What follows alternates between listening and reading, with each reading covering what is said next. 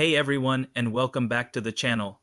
Today, we are diving deep into the history books to talk about a president who often gets overlooked, Millard Fillmore, the 13th President of the United States. You might not know much about him, but his time in office was packed with pivotal moments that shaped the course of the nation.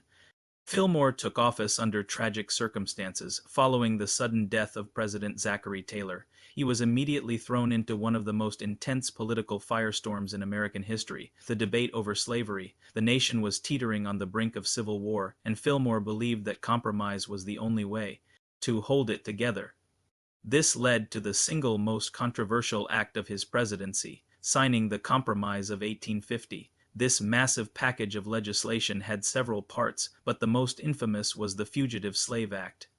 While the compromise did admit California as a free state and settled a Texas boundary dispute, the Fugitive Slave Act was a harsh law that required citizens, even in free states, to assist in the capture of escaped slaves. Fillmore saw it as a bitter pill he had to swallow to prevent the Union from fracturing right then and there. It was a decision that has defined his legacy ever since, seen by many as a desperate, and ultimately failed, attempt to delay the inevitable conflict. But Fillmore's presidency wasn't just about domestic turmoil. He was also focused on opening up the world to American trade. One of his most significant foreign policy achievements was dispatching Commodore Matthew Perry to Japan.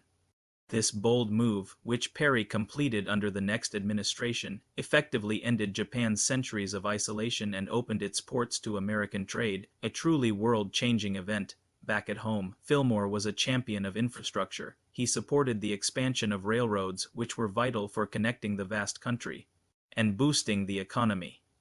He even used federal funds to help build the first transcontinental telegraph line. So how should we remember Millard Fillmore?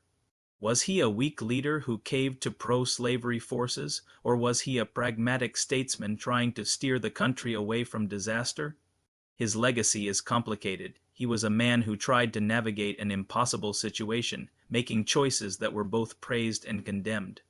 He was the man who tried to save a nation by compromising, leaving behind a legacy that is still debated today. What do you think about Millard Fillmore's presidency? Let me know in the comments below.